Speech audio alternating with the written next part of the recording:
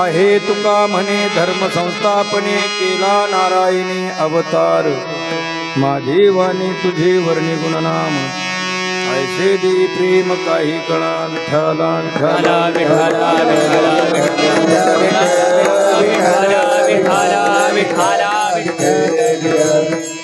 ओम प्रज्ञानांश प्रधान स्थिरचरण कर व्यापी भीर व्याप्य लोकान भुक्त्वा भोगान् सविष्टान् पुनरपि धीशनोद्भासिताम् ओम प्रज्ञानांश प्रधान स्थिरचरणिकर व्यापी भीर व्याप्य लोकान् भुक्त्वा भोगान् सविष्टान् पुनरपि धीशनोद्भासितान् कामजन्यान् पीत्वा सर्वान् विशेषान् स्वपिति मधुरभुङ्मायया भोजयन्नो माया संख्यातुर्यं परममृतमजं ब्रह्म यत्तन्नतोऽस्मि यो विश्वात्मा विधिज विषयान् प्राश्य भोगान् स्थविष्टान् पश्वाश्चन्यान् स्वमति विभवान् ज्योतिषां स्वेन सूक्ष्मान् सर्वाणि तान् पुनरपि शनैः स्वात्मनि स्थापयित्वा हित्वा सर्वान् विशेषान् विगतगुणगणः पात्वसो न स्तुरीयः विभुं वेणुनादं चरन्तं दुरन्तं स्वयं लीलया गोपवेशं दधात् तवामृन्दकानन्दनं चारुहासं परब्रह्मलिङ्गं वन्दे पाण्डुरङ्गं पाण्डुरङ्गा करो प्रथमं नमः पाण्डुरङ्गा करो प्रथमं नमः पाण्डुरङ्गा करो प्रथमं नमः पाण्डुरङ्गा करो प्रथमं नमः दूसरे चरणा संगतिया दूसरे चरण संगतिया दूसरे चरण संगतिया प्रभादाने कथेचा प्रभादाने कथेचा विस्तार प्रभादाने कथेचा विस्तार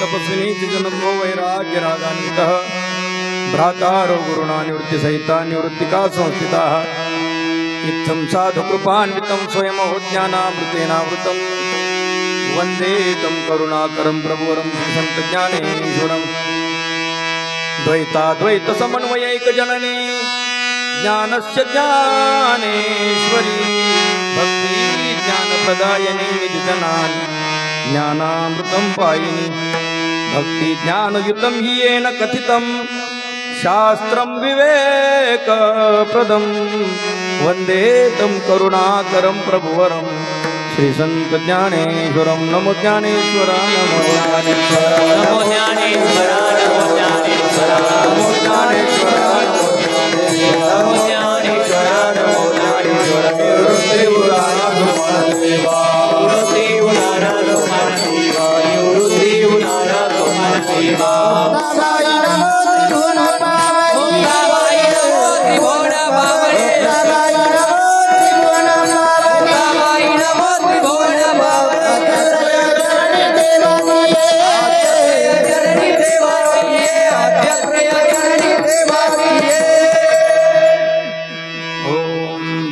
व्रजैकमण्डनं समस्तपापखण्डनं स्वभक्तचित्तरञ्जनं सदैव नन्दनन्दनं सुपिच्छगुच्छमस्तकं सुनादवेणुहस्तकम् अनङ्गरङ्गसागरं नमामि कृष्णनागरम् अनङ्गरङ्गसागरं नमामि कृष्णनागरम् कृष्ण माझी माता कृष्ण माझे पिता कृष्ण माझी माता कृष्ण माझे पिता कृष्ण माता माझी माता कृष्ण माझे पिता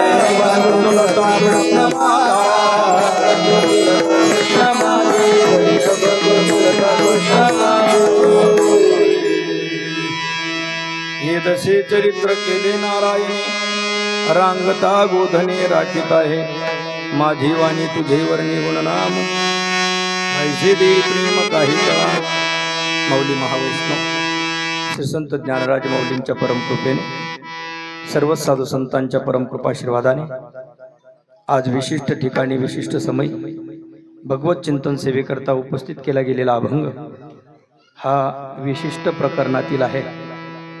श्री संत जगद्गुरु तुकोबराय यांच्या बालक्रीडा प्रकरणातील भगवान श्रीकृष्ण परमात्म्यांच्या बाललीलांचं वर्णन आणि कोणत्या दशेमध्ये भगवंताने लीला केली, परमात्म्याचं प्रयोजन काय आहे,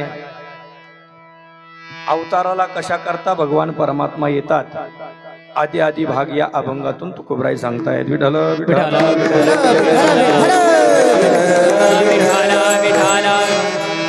परमात्म्याने ज्या अवस्थेमध्ये ज्या दशेमध्ये चरित्र केलं ती दशा कोणती? ये दशे चरित्र केले नारायणे. नारायणाने या दशेमध्ये चरित्र केलं ती दशा कोणती? तुकोबराय म्हणतात रांगता स्वल्पविराम गोधने राखिता. गोधने राखत असताना आणि गायी चारत असताना परमात्म्याने चरित्र केलं, ये दशे चरित्र केलं. अशा अवस्थेमध्ये चरित्र केलं की त्या अवस्थेमध्ये आपल्याला काही समजत नाही. अशा अवस्थेत भगवंताने केलेलं ती चरित्र आहे.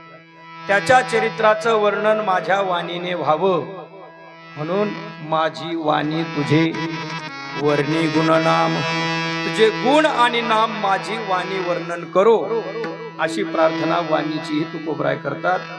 ऐसे दे प्रेम काही कळा. आणि तशा प्रकारचं गुण नाम वर्णन करण्याकरता प्रेम द्या आणि कला देखील द्या, म्हणजे स्वरात मला गाता आलं पाहिजे अशी अपेक्षा आहे. वाणीच्या द्वारा स्वरात सुद्धा गाता यावं म्हणून गुण नाम दोन्ही मागितलेले आहेत. पुढे परमात्मा हळूहळू मोठे झालेले आहेत. मोठे झाल्यानंतर त्यांनी ज्या कामाकरता आलेलो आहोत ते काम लक्षात आल्यामुळे आता धरलेलं सोंग परमात्म्याने टाकलेलं आहे.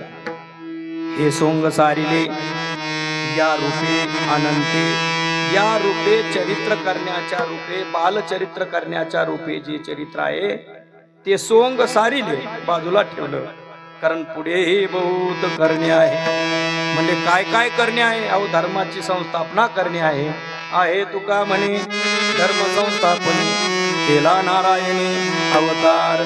भगवंताने धर्माची संस्थापना करण्याकरताच अवतार धारण केलेला असतो आहे आणि म्हणून परमात्म्याने ते सोंग बाजूला सारलं. अशा भगवंताचे गुण आणि नाम वर्णन करण्याकरता माझ्या वाणीमध्ये सामर्थ्य द्या. माझी वाणी तुझे वर्णी गुणनाम, ऐसे दे प्रेम काही कळा. विठ्ठला विठ्ठला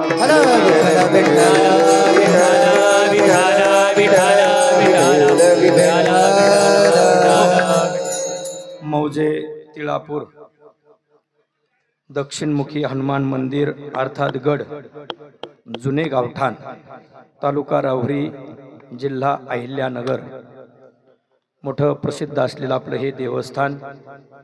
या देवस्थानवरती गेल्या देवशयनी एकादशी पासून म्हणजेच चातुर्मास आरंभ झाल्यापासून तो आज तागायतपर्यंत चातुर्मासाच्या समाप्तीपर्यंत सुंदर अशी साधना या ठिकाणी केली गेलेली आहे. वैकुंठवासी परमपूज्य परम आदरणीय आपल्या परिसराचे युगप्रवर्तक गुरुवर्य बंशी महाराजजी तांबे बाबा, वैकुंठवासी हरिभक्तीपरायण नाशिककर महाराज घुले या संत द्वयांच्या आशीर्वादाने, त्याचप्रमाणे रामकृष्ण महाराज काळे गुरुजींच्या आशीर्वादाने, गुरुवर्य शांतीब्रह्म भास्करगिरीजी महाराज श्री क्षेत्र देवगड संस्थान यांच्या प्रेरणेने, त्याचप्रमाणे गुरुवर्य हरिभक्तीपरायण ज्ञानवृद्ध तपोवृद्ध आमच्या सर्वांचे ज्येष्ठ हरिभक्तीपरायण राजाराम बाबा तुवर, हरिभक्तीपरायण मच्छिंद्रजी महाराज चोरमले शास्त्रीजी, त्याचप्रमाणे हरिभक्तीपरायण योगीराज महाराज पवार या संतत्रयांच्या कुशल अशा मार्गदर्शनाखाली, तसेच श्री क्षेत्र दक्षिणमुखी हनुमानगड या ठिकाणी 4 महिने ज्यांनी निवास केला, सुंदर अशी साधना केली. भगवान हनुमंतरायाने त्यांच्यावरती कृपा करून 4 महिनेपर्यंत अनेकविध ग्रंथांची साधना या ठिकाणी करून घेतलेली आहे. भावार्थ रामायण असेल, आणखी ज्ञानेश्वरी, भागवत, गाथा इत्यादी ग्रंथाची साधना, हरिपाठ साधना, काकड आरती साधना, नामचिंतन साधना, ध्यान धारणा या सर्व गोष्टींच्या द्वारा भगवान हनुमंतरायाने त्यांच्यावरती कृपा करून ही साधना करून घेतलेली आहे. तर असे हरिभक्तीपरायण आपल्या परिसराचं भूषण आदरणीय हरिभक्तीपरायण एकनाथजी महाराज माकोने बाबांच्या कुशल मार्गदर्शनाने संपन्न होणारा हा कार्यक्रम जवळजवळ 11,000 हनुमान चालिसा पाठ पूर्ण केलेले आहेत. भक्ती विजय ग्रंथाचंही ज्ञानेश्वरी ग्रंथ, पद्मपुराण ग्रंथ, भावार्थ रामायण ग्रंथ यांचं निरूपण संपूर्ण चातुर्मासामध्ये केलेलं आहे. आणि दोन्ही समयचं आरती वगैरे असणारा तो भाव त्यांचा असणारा चाललेला कार्यक्रम नदीचं पात्र जवळच असल्यामुळे बरोबर नदीने आवाज आश्रमापर्यंत यायचा. आमच्या प्रवारा तीरावरूनही आवाज तिकडे घुमायचा. अर्थात हे मुळा काठ आहे, पण मुळा आणि प्रवरेचा मेळामध्ये संगम आहे, संगमेश्वराच्या चरणाशी, आणि त्या माध्यमातून तो आवाज आश्रमापर्यंत यायचा. तेव्हा महाराजांना मी फोनही करायचो की आजची सुंदर या ठिकाणी आवाज तो निरूपण वगैरे चाललेला आहे, आवाज आलेला आहे असं सांगायचं. तर त्यांनाही त्यातून आनंद वाटायचा की आपल्या साधनेची दखल परमात्मा त्या माध्यमातून घेतोय, हा त्यांचा भाव आहे. सुंदर भावपूर्वक त्यांनी अंतकरणाने केलेली ही साधना आहे. हनुमंतरायाला वाटलं जुनं गावठाण आहे, सर्व मंडळी नवीन गावठाणामध्ये गेली. मग नवीन गावठाणातील किंवा वांजुळपुईत राहणारे परंतु आपली सेवा करण्याकरता बोलून घ्यावं असं हनुमंतरायाला वाटलं असावं, आणि त्यांनी तशा प्रकारची योजना केली. सर्वांच्या मनामध्ये परिवर्तन केलं आणि मला असं वाटतं आता कैशी जाऊ घरा नोहे बरा लौकिक. भगवंताच्या चरणाशी आल्यानंतर पुन्हा घरचा रस्ता शक्यतो नको वाटतो. कारण जसं पंतप्रधान झाल्यानंतर सरपंचकीचा फॉर्म भरायला नको वाटतं, तसं श्रेष्ठ प्रसाद मिळाल्यानंतर कनिष्ठ प्रसादाची कोणी वाट पाहत नाही. विठ्ठल विठ्ठल विठ्ठल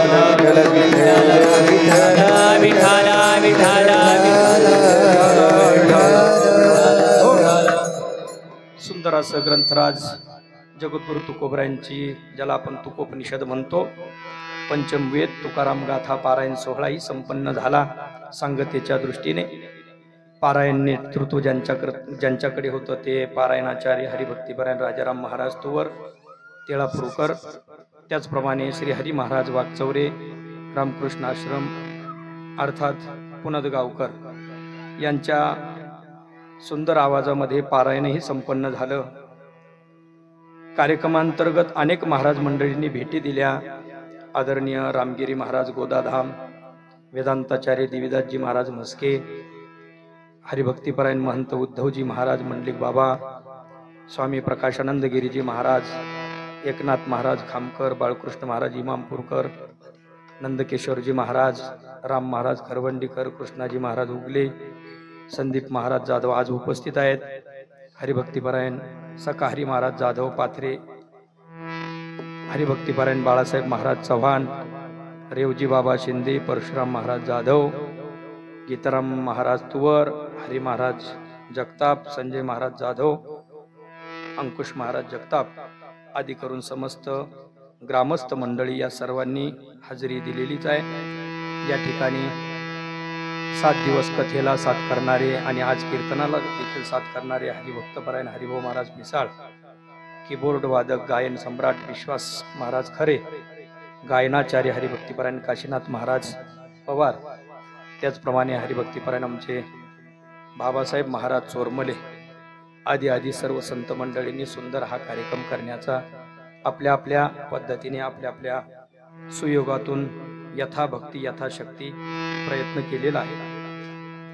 आणि समस्त ग्रामस्थ मंडळींनी भरभरून साथ दिलेली आहे. आता इथून पुढच्याही काळात देखील हनुमंतरायांच्या इच्छेस्तव बाबांचा निवास या ठिकाणी होणार आहे, आणि त्या संदर्भात समस्त ग्रामस्थ मंडळींनी देखील सहमती दिलेलीच आहे. आणि कुठली काही अडचण असली तुम्ही हॅलो म्हणायचं ना आम्ही आलो म्हणायचं, ही सर्व मंडळी आहेच आहे. परंतु हनुमंतरायाचीच इच्छा असावी म्हणून या ठिकाणी आपण नेहमी आपली साधनारत जीवन व्यतीत करावं. आणि तसंही 60 झाल्यानंतर गृहाधिकांचा त्याग सांगितलेलाच आहे आणि तो त्याग तुमच्या मनातून सर्वस्वी आपोआपच झालेला आहे. अर्थात पूर्ण त्याग करा असं आम्ही म्हणत नाही. त्यांच्यावरती देखील एक छायाछत्र म्हणून आशीर्वादाची थाप तुमची आवश्यक आहे. म्हणून घरच्या लोकांना देखील मार्गदर्शन तुमचं असणारच आहे. परंतु तरी देखील आपल्या वैयक्तिक साधनेचा आणि वैयक्तिक साधनेविषयी तत्परता आपली असल्यामुळे आपण या ठिकाणी राहावं अशी समस्त ग्रामस्थ मंडळींच्या वतीने, या व्यासपीठाच्या वतीने, हनुमंतरायाच्या वतीने जे जे सुचलं ते बोललो. विठ्ठल विठ्ठल विठ्ठल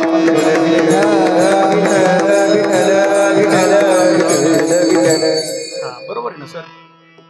म्हणजे जे जे जे आपणाशी ठावे त्या दृष्टीने मनातून जो विचार निर्माण झाला तो सांगितलेला आहे. विनेकरी कल्याण बाबा बरोबर ना? आमचे पंढोरे महाराज, आमचे भास्कर महाराज, कोळेकर महाराज, हरी महाराज उपस्थित झालेले आहेत. निंबारीचे हरी महाराजही आहेत. या बाजूने सर्व टाळकरी मंडळी आहेत, बालवारकरी आहेत. विष्णू महाराज ठोसरही उपस्थित आहेत. आमचे तात्या आहेत. सर्व मंडळी, भाविक मंडळी, सर्व परिचय, काकड वगैरे परिचयाची मंडळी आहेत. आता काहीसं चिंतन आपल्याला करायचं आहे. अगदी थोडक्या वेळेमध्ये चिंतनाकरता जास्त वेळ राहिलेला नाही. या बघा बस. विठ्ठल विठ्ठल विठ्ठल विठ्ठल 4 महिनेपर्यंत भगवान परमात्म्याचं देवशयनी एकादशी पासून तो प्रबोधिनी एकादशी पर्यंत परमात्मा झोपलेले असतात. देव झोपला मग आपण जागे कसे? तर देव झोपत नसतो आणि देव जागाही राहत नसतो. देव देव आहे. नवता काळा गोरा खोजाना ठेंगना, सोरप सुंदरना आंधळा देखना, कैची जीव शिव तयाची भावना. त्याला जीव शिव अशी भावनाच नाही. या भावनेच्या आतीत जे तत्व त्याचं नाव परमात्मा आहे. परमात्म तत्व हे झोपत नाही, परमात्म तत्व जागत नाही. पण तरी देखील आपल्या संप्रदायामध्ये परमात्म्याला जाग करण्याची परंपरा आहे. त्याचं कारणच असं आहे की परमात्मा जरी तो निर्गुण निराकार असेल पण तो भक्ती करून सगुण साकार होतो आणि सगुण साकार झालेला जशी भक्त इच्छा करील तसं वागतो. भक्ताने त्याला झोपवलं की तो झोपतो, भक्ताने त्याला उठवलं की उठतो. होय भक्ती केला तैसा पुरवी धरावी ते इच्छा. भक्ताने खाऊ घातलं की खातो, भक्ताने कपडे घातले की घालतो. एरवी जर पाहिलं तर उघडे परब्रह्म नेनो ब्रह्म मार्ग चुकले, उघडे पंढरपुरासी आले. त्या उघडे शब्दाचा अर्थच असा आहे की ते निर्गुण आहे. विठ्ठल विठ्ठल विठ्ठल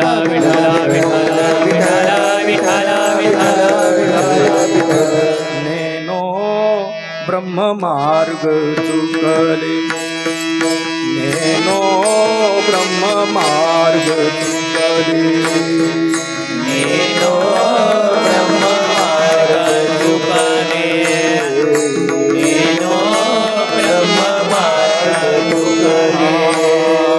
उघडे पंढरपुरासी आले, उघडे पंढरपुरासी आले, उघडे पंढरपुरासी आले, उघडे पंढरपुरासी आले.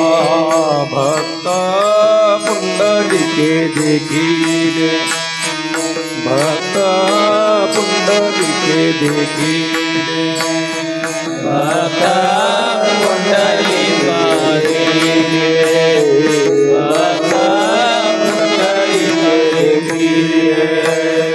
उभे केले विटेवारी, उभे केले विटेवारी. तो हा विठोबानी धान, तो हा विठोबानी धान.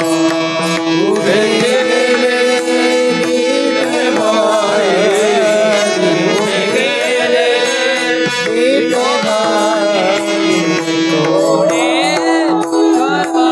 विठोबा तो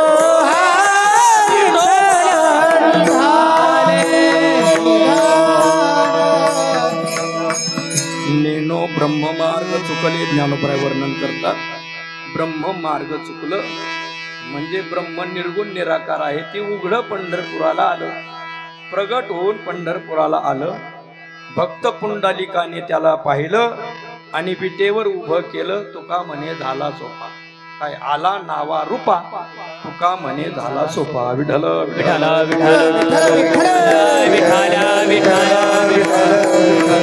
मग जो सोपा झाला त्याची शेजारती केली म्हणजे तो झोपी गेला आणि प्रातः काकड आरती केली म्हणजे उठला, या पद्धतीने. आणि म्हणून भक्त जशी इच्छा करेल तसा तसा परमात्मा नांदतो राहतो. त्या योगाने परमात्म्याचं असणारे 4 महिन्याचं शयन संपलं. आता पुनश्च एकदा सर्वांना दर्शन देण्याकरता प्रबोधिनी एकादशी पासून परमात्मा सज्ज झाले.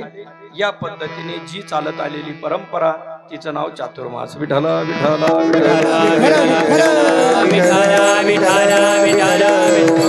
तदअंतर्गत साधक मंडळी आपल्याला आवडेल ती साधना करत राहतात. मग वारकरी संप्रदाय या अनुयायी या नात्याने महाराजांनी वारकरी संप्रदाय ग्रंथाचं वाचन पठन मनन या ठिकाणी केलं. त्या माध्यमातून हनुमान चालिसेचे 11,000 या ठिकाणी आवर्तन झाली. आबाल वृद्ध विशेषतः तरुण मंडळींनी यामध्ये भाग घेतला. ही विशेष महत्वाची बाब आहे. त्याचं कारण चालत असलेल्या या काळामध्ये आणि येणाऱ्या भविष्य काळातील अडचणी पाहता हनुमान चालिसा प्रभू रामचंद्राविषयी किंवा हनुमंतरायाविषयी किंवा वारकरी संप्रदायाविषयी विशेष प्रीती या बाल मनावरती तरुण मनाच्या चित्तामध्ये त्याचा ठसा उठवणं गरजेचं आहे. कारण त्या योगानेच आपली पिढी तर पारंपरिक चालत आलेल्या परमार्थाच्या द्वारा कडेला जाणार आहे, चाललेली आहे, जाईलही. पण इथून पुढची असणारी वहिवाट ही थोडीशी धोक्याची वाटते आणि त्याकरता पुढच्या वाटचालीसाठी आपलं सर्वांचं कर्तव्य आहे की आपल्या पाल्यांना, छोट्या बालकांना सुसंस्कृत करणं हे अत्यंत काळाची गरज आहे. आपण धनसंपत्तीवान किंवा पैसा कसा मिळवावा याचं ज्ञान देता देता त्यांना सुसंस्कृती कशी जपावी याचंही देखील ज्ञान देणं आवश्यक आहे. आणि ते ज्ञानदान देण्याचं कार्य आज तागायतपर्यंत वारकरी संप्रदायाने अव्याहतपणाने केलेलं आहे. आणि इथून पुढे देखील आपण वारकरी या नात्याने छोट्या वारकऱ्यांना शिकवणं, समजावणं हे आपलं कर्तव्य आहे. आणि म्हणून वारकरी संप्रदायाची ही परंपरा जोपासणं ही काळाची गरज आहे. आत्ताच काही महिन्यापूर्वी श्री क्षेत्र देवगड या ठिकाणी कार्यक्रम झाला. आपण होतं का बाबा? नाही. त्या ठिकाणी काय नाव आता मी विसरलो त्यांचं, विश्व हिंदू परिषदेचे आहेत, सुंदर बोलले ते. ओम काली महाराज नाही, काली शरण नाही, महाराज नाहीत, पण ज्यांच्याकडे संपूर्ण अध्यक्षपद आहे असं मनीष असं काहीतरी नाव आहे, मनीष सिसोदिया, तेच मनीष भाऊ सिसोदिया. तर त्यांनी सुंदर व्याख्यान त्या ठिकाणी दिलं. बोलत असताना बाबांच्या समोर त्यांनी मांडलं म्हणजे आज तागायतपर्यंत विश्व हिंदू परिषदेची स्थापना होऊन 150 वर्ष झाले असतील.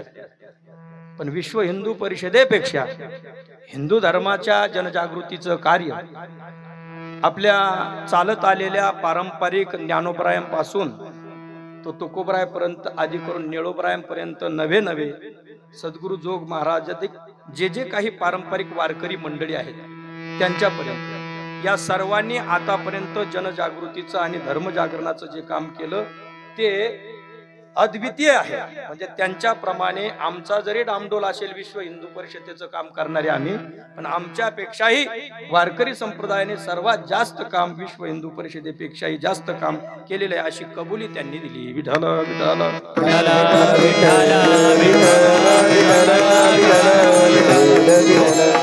आणि तळागाळातील कुणाचाही भेदभाव न करता, कोणत्याही जाती धर्मातील कुणाचाही भेदभाव न करता चालत आलेल्या शास्त्रीय, वैदिक आणि वाङ्मयाचा प्रचार प्रसार त्यांना रुजू करणं हे काम वारकरी संप्रदायातील संत महात्म्यांनी केलं. आता ज्या संतांकडे आम्ही शिकून आलो तिथं शिकायला गेल्यानंतर त्यांनी फक्त शाळा किती शिकले हे विचारलं, पण तुम्ही कोणत्या जातीचे हे कधी काही विचारलं नाही. मग पूजनीय आमचे स्वामीजी असतील, तुमचे आपले आदरणीय गुरुवर्य पुंडलिक महाराज जंगले शास्त्रीजी असतील, आळंदीमध्ये मोठे बाबा, वैद्य बाबा, घोले बाबा, ही सर्व मंडळी यांनी कधीही जात विद्यार्थ्याची विचारली नाही. कोणत्या जातीचा म्हणून विचारला नाही, आला माऊलीचं लेकरू म्हणून पदरात घेतलं, सुसंस्कृत केलं, वाढवलं आणि संप्रदायाच्या कार्यासाठी त्यांना पोहोच करून दिलं. बरं, शिकून दिल्यानंतर हे विद्यार्थी आपल्या काम यावेत अशा प्रकारची भावना ठेवली नाही. पूजनीय आपल्या महाराजांचं एक वाक्य असतं, म्हणजे एखादी सुगरण आहे, तिने स्वयंपाक सुंदर करावा, सुंदर स्वयंपाक करायचा, पण आपल्या स्वतः न खाता सर्वांच्या मुखी लावण्याचं काम जसं करते तसं सुगरणीप्रमाणे आपण करायचं, सुसंस्कृत करायचं, सुंदर पात्र तयार करायचं आणि वाढून ठेवायचं. ज्याचा योग असेल तो खाईल, पण स्वतः मात्र आस्वाद घ्यायचा नाही.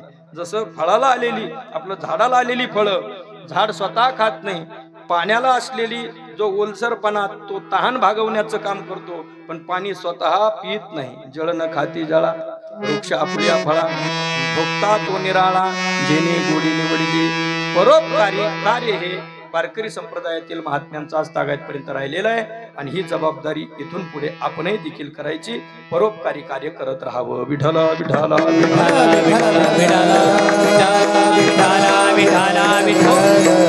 तर मग 4 महिन्यापर्यंत या ठिकाणी साधना झाली, त्या माध्यमातून जनजागरण झालं, बाल मनावरती परिणाम झाला, तरुण मनावरती परिणाम झाला. ते रोज येऊन या ठिकाणी हनुमान चालीसा पठण करू लागले, गाथा पारायणा करताही होते, सप्ताह करता होते, आज उपस्थितही आहेत. या सर्व मंडळीकडून सेवा घडण्याचं काम किंवा करून घेण्याचं काम करविता अर्धपुण्य लाभे. अर्धपुण्य आपोआप प्राप्त होत असतं करून घेणाऱ्याला. तर आदरणीय महाराजांनी फार मोठी सेवा, एक प्रापंचिक जीवन, गृहस्थी जीवन असताना देखील ऋषितुल्य वागून या ठिकाणी त्यांनी केलेलं आहे. म्हणून बाबांचे धन्यवाद म्हणण्यापेक्षा वारकरी संप्रदाय या दृष्टीने त्यांचे ऋण निर्देश या ठिकाणी व्यक्त करतो. विठ्ठल विठ्ठल 7 दिवस पर्यंत गाथा पारायण आपण केलेलं आहे. गाथा वाचन म्हणजे सोपी गोष्ट नाही. पानावर घेतलं तरी हिशोब बिघडतो आणि अभंगावर जर घेतलं तर मग जास्त हिशोब बिघडतो. त्याकरता 100 पानं रोजचे वाचावे लागतात. पण शेवटी नाट प्रकरण लागलं की थोडं माणसं तिथं नाटामुळे थोडंसं काय होतं, गाडी अटकत राहते. कारण नाटातलं असणारं जे गोड प्रकरण त्यामध्ये वृत्ती रममान होते. मग चौचरणी अभंगांना चाली लावल्या की मग वेळ कधी निघून गेला मर्यादित ते समजत नाही. मग पारायण लांबलं की काय असं वाटतं, पण ते पारायण लांबलेलं नसतं. असं सुंदर वाचन झालेलं आहे. आणि वाचन म्हणजे काही सोपी गोष्ट नाही. आपले गावटे नाना होते ना, ते म्हणायचे, ते म्हणे एखादा BA BEd जरी झालेला असेल, पण ज्याने कधी गाथा वाचली नाही त्याच्या समोर जर ग्रंथ दिला आणि त्याला म्हटलं कर पारायण, तर 10 पानं वाचेल, पुढे त्याला वाचता येणार नाही. कदाचित सर्वांच्या समूहात बसला आणि त्याच्याकडे जर माईक दिला, म्हणजे फार शिकलेला आहे, मग देऊ माईक, तसं चालत नाही. इथं काय, तुका म्हणी येथे पाहिजे येरा गबाळाचे. जरी शिकलेला आहे पण या ठिकाणी तो गबाळाचा आहे. विठ्ठल विठ्ठल विठ्ठल.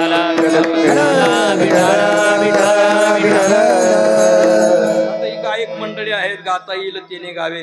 आदरणीय योगीराजजी, योगेशजी महाराज, सुंदर गायन, सुंदर आवाज, सुंदर विद्वत्ता, सुंदर कार्य, सर्वांशी मन मिळून सर्वांशी एकत्र घेऊन सुंदर कार्य चाललेलं आहे.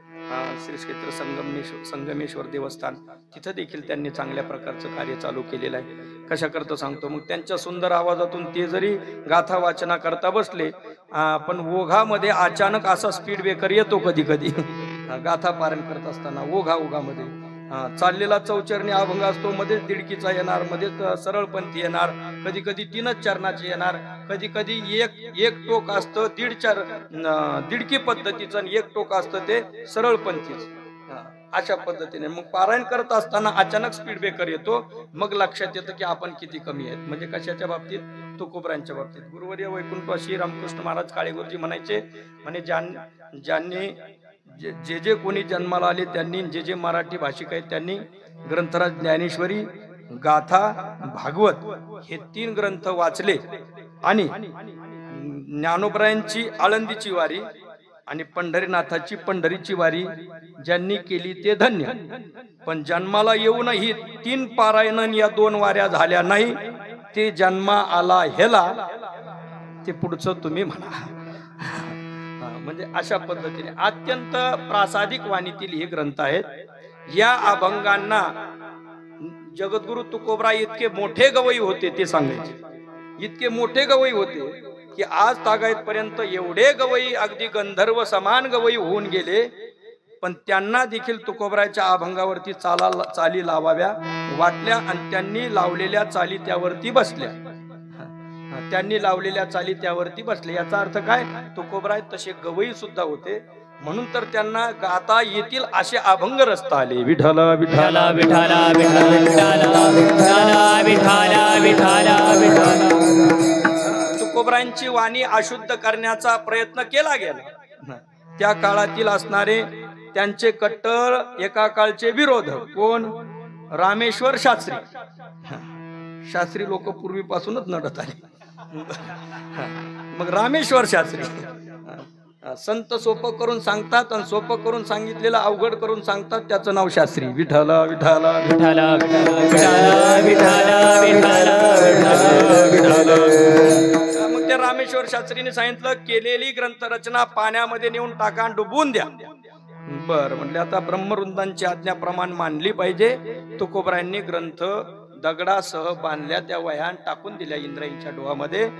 13 दिवस वर्णन आहे, तसं 18 दिवस वह्या पाण्यामध्ये राहिलेल्या आहेत. अगोदर 5 दिवस तुकोबराय काही नाही स्तब्ध आहेत, पण नास्तिकवाद्यांनी येऊन तुकोबरायांना त्या ठिकाणी टोचणी केली. म्हटले पहा, आम्ही म्हणत होतो लिहू नका, काही परमार्थाचं हे काही खरं नसतं, थोटांड आहे वगैरे वगैरे, नास्तिक माणसं. मग नास्तिकांना तोंड देण्याकरता मग मात्र तुकोबरायांनी कट्टर त्या ठिकाणी धरलं. 13 दिवस निश्चक्र केलं, अन्न पाणी काही न घेता त्या ठिकाणी तुकोबराय शांत बसून राहिले, भगवंताच्या स्मरणामध्ये चिंतनामध्ये राहिले. 13 दिवसानंतर पुन्हा ते अनुष्ठान पूर्ण झाल्यानंतर परमात्म्यानेच त्या वह्या तारल्या असंही आहे. आणि जगद्गुरु तुकोबरायांनी त्या वह्या तारल्या असं आहे. बाळ वेशीची मूर्ती ती ग्रंथ घेऊन वरती आली असं म्हणतात, परंतु रामेश्वर शास्त्री महाराजांनी त्याही पुढे जाऊन नंतर वर्णन केलं.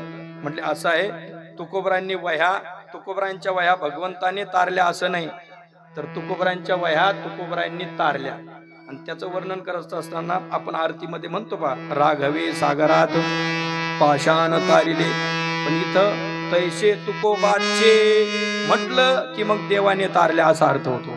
पण तैसे तुकोबाने म्हणायचं. तैसे तुकोबाने अभंग रक्षिले. ने म्हटलं की करता हे पद तुकोबरायांकडे, आणि चे म्हटलं की मग करता तो परमात्मा होतो. मग परमात्म्याने तारले असं तुकोबरायांना शास्त्री महाराजांना सांगायचं नाही, तर जगद्गुरु तुकोबरायांनीच जे ग्रंथ तारले, अर्थात ती प्रासादिक वाणी आहे, प्रसादातून आलेली वाणी आहे. आपण वाचल्यानंतर सुद्धा आपल्या मुखामध्ये प्रसाद मिळतो. विठ्ठल विठ्ठल विठाला विठाला आली मुखा वाटे अमृत वचने, आई मुखा वाटे अमृत वचने, मुखा वाटे अमृत वचने, आई मुखा वाटे अमृत वचने, उत्तीर्णता येणे नोहे जन्मे,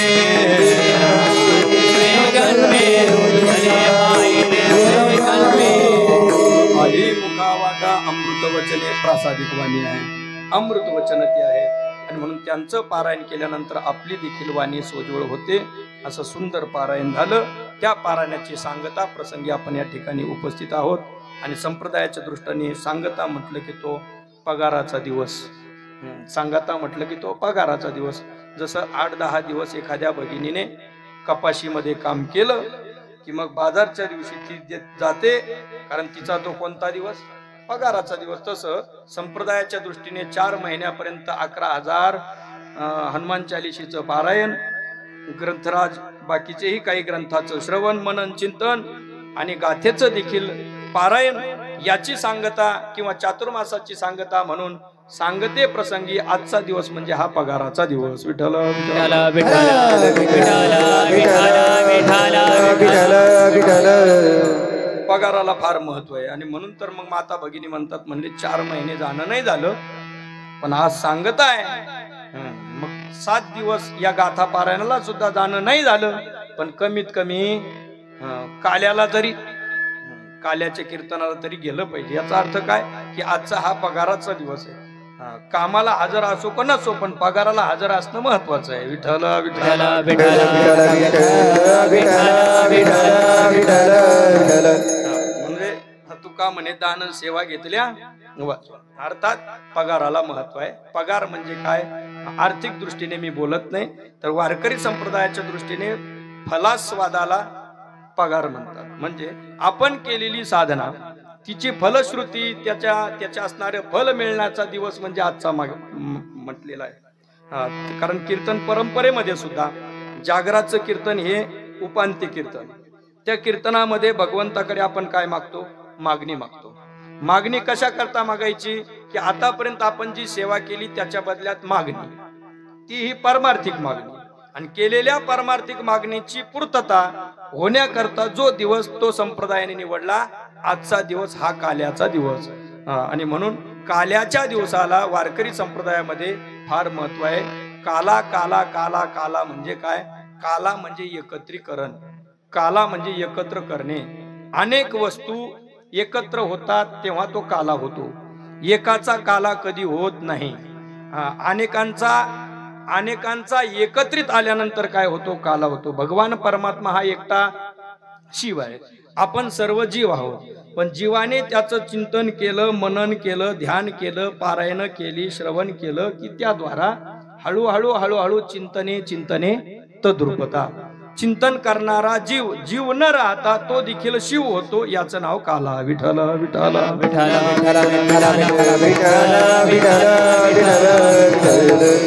आपल्या घराच्या कोण्यामध्ये एक मातीचं असं घर असतं पहा छोटस घराच्या कोण्यात. ते मातीचं घर कोण करतं आपण तिला कुंभारीण म्हणतो कारण माती काम करते पण ती भिंगोरटी आहे. तिचा खरा शब्द काय भिंगोरटी कुंभारीण. मग ती असणारी आपल्या चोचीमध्ये अशी एवढी एवढी उंडी त्या चिखलाची घेऊन येते आणि आपल्या चोचीने असं लिपत लिपत लिपत एक घर तयार करते. एक दोन दिवसामध्ये ते घर तयार झालं की त्याला असं छोटस दरवाजा ठेवते. घासावर वगैरे गवतावर फिरणाऱ्या ज्या हिरव्या आळ्या त्या आळ्या घेऊन येते आणि त्या घरामध्ये 2-3 आळ्या ओवते. ओवल्यानंतर पुन्हा एक चिखलाचा गोळा आणून ते दरवाजा बंद करते. तिला ती बरोबर शिकवलेलं आहे माती काम करणं आणि ती माती काम करते म्हणून तिला आपण आपल्या प्रभागामध्ये माती काम करणाऱ्यांना आपण कुंभार म्हणतो. आणि म्हणून तिला देखील आपण मातीचं काम करणारा कीटक तो पण त्या कीटकाला देखील आपण काय म्हणतो मोठ्या मनाने कुंभारी म्हणतो. म्हणजे ती कुंभारणीपणाचं काम करते म्हणून ती कुंभारी. पण त्या घरामध्ये कोंडलेली जी आळई आहे त्या आळईला ती चिंतन करायला लावते. कोणत्या द्वारा 2-2 5-5 मिनिटाला येणार. काही खाऊ घालत नाही काही पिऊ घालत नाही काही नाही. फक्त त्या घरट्याच्या भोवती येणार चालली पुन्हा आपली चालायला. पुन्हा 4-5 मिनिटांनी येणार की पुन्हा पण आतली आळई विचार करते आता येईल मला कोंडेल आता येईल मला कोंडेल. कोंडलेलीच असते ती. पण त्यांच्या 5-5 मिनिटाला स्मरणामुळे त्या भिंगुरटीचं स्मरण करणाऱ्या त्या 4 आळया त्या आळया न राहता तुका म्हणे आळी जिवे नुरे जिवे गळी जिवे नुरे जिवे गळी जिवे नुरे जिवे गळी तुका म्हणे आळी जिवे नुरे जिवे गळी जिवे नुरे जिवे गळी जिवे नुरे जिवे गळी.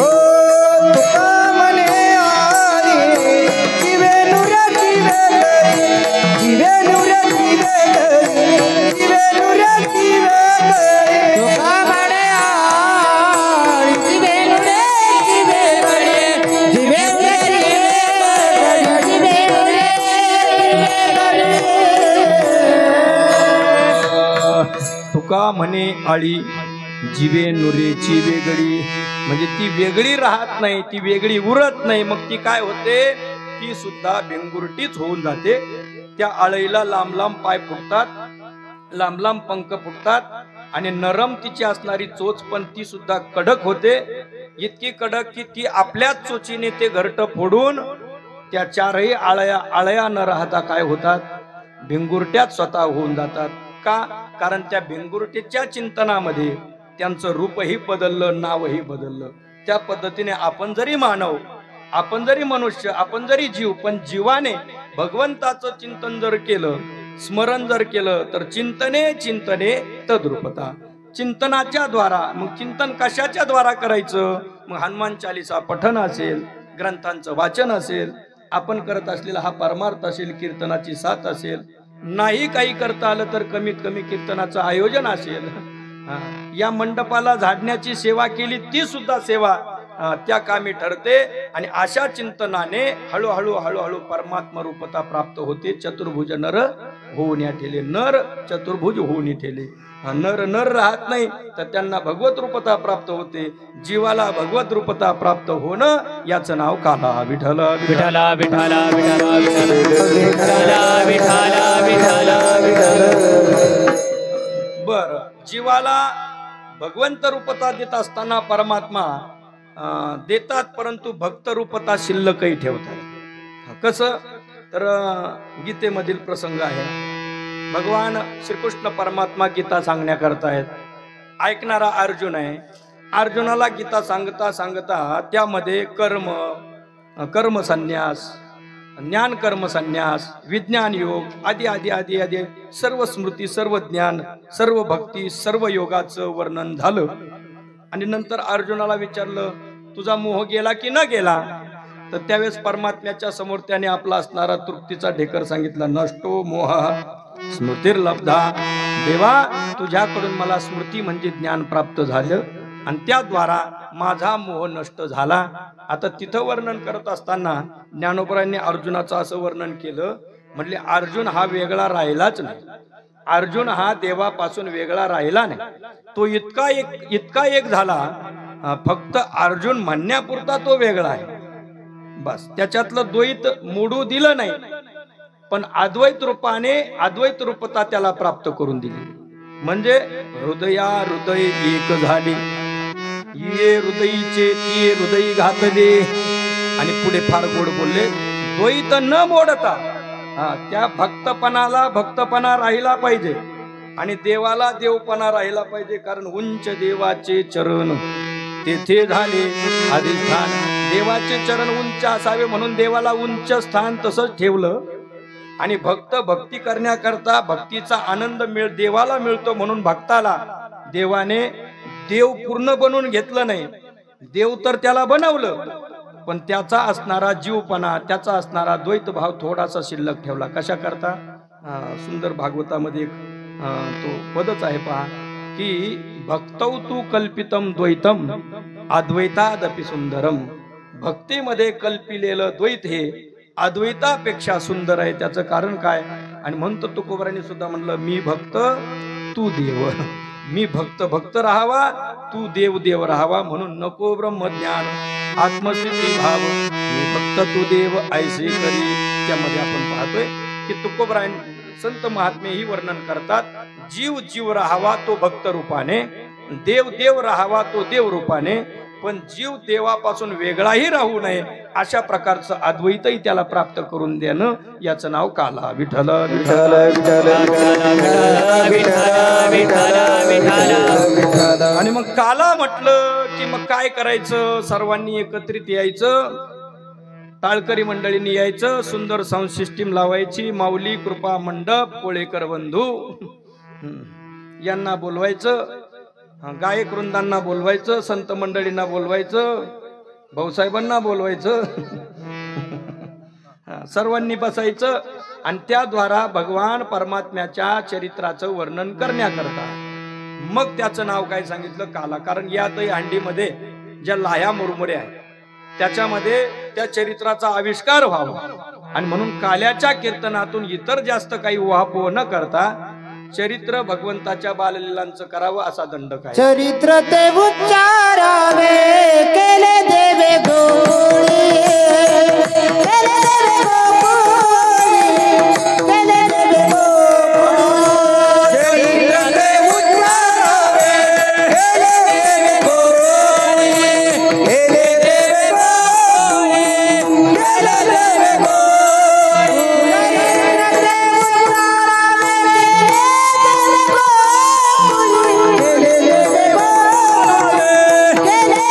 गोळी.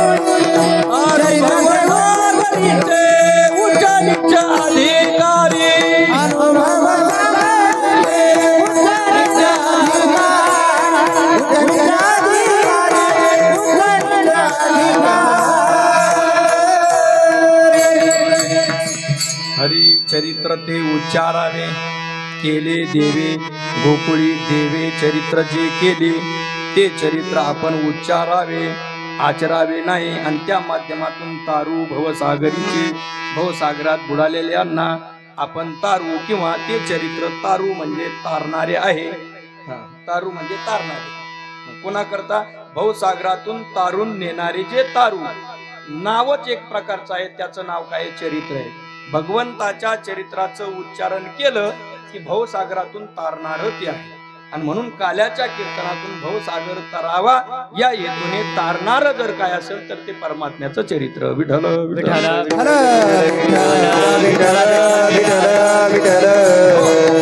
आता देवाचं चरित्र आहे. आता त्याला जन्माला येण्याच्या, अर्थात अवताराला येण्याच्या अगोदरही चरित्र आहे. अवताराला आल्यानंतर चरित्र आहे. बरं, वृंदावनात चरित्र आहे, मथुरेत चरित्र आहे. मथुरेतून त्या कंसाला मारल्यानंतर पुन्हा नगरी सोडून तिकडं जाऊन सागराची जागा घेऊन त्याच्याकडून तिथं द्वारका तयार करून तिथंही द्वारकेतलं चरित्र आहे. तिथं राहता राहता पुन्हा हस्तिनापुरात येऊन तिथंही हस्तक्षेप करण्याचं चरित्रच आहे. अनेक चरित्र आहे. बरं, सर्व असणारं कार्य संपन्न झाल्यानंतर संपूर्ण यादवशाहीला प्रभास क्षत्री नेऊन येरिकांना जन्म देऊन मुसळ कसं कसं जन्माला घातलं, येरिका कशा कशा आल्या, ह्या सर्व असणारं चरित्रच आहे. आणि त्याद्वारा व्याधाच्या हाताने स्वतःला बाण मारून घेऊन त्याच्या अगोदर सर्व यादवशाहीचा नायनाट करून स्वतःला पुन्हा बाण मारून घेऊन निजधाम गमन, अशा पद्धतीचं इथपर्यंत चरित्र आहे. पण ते चरित्र उच्चारायचं नाही. चरित्र ते उच्चारावे, केले देवे गोकुळी. गोकुळात देवाने चरित्र केलं ते काल्याच्या कीर्तनातून चरित्र वर्णन करायचं. म्हणजे का बरं दुसऱ्या चरित्राचं नाही करायचं, काल्याच्या कीर्तनातून ते चरित्र वर्णन करायचं? बाबा, एकाने कीर्तन वाचलं, हरिभक्तीपरायण भगवानजी महाराज जंगले शास्त्रीजी यांचं काल्याचं कीर्तन होईल. तो आला कीर्तनाच्या अगोदर, मी फेटात बांधत होतो. म्हणजे महाराज, आतापर्यंत कृष्ण ऐकला, देव राम ऐकला, विठ्ठल माहितीये, पण हा काल्या नावाचा कोण देव आहे त्याचं तुम्ही कीर्तन करताय? काल्या नावाचा कोण देव आहे? अरे म्हणलं, तुझी चूक नाही, आता संप्रदायाशी तुझा संबंध कमी आहे. काल्या नावाचा देव नाही, काला हा एक प्रसंग आहे, आणि त्या प्रसंगाचं कीर्तन म्हणजे काल्याचं कीर्तन. विठ्ठल विठ्ठल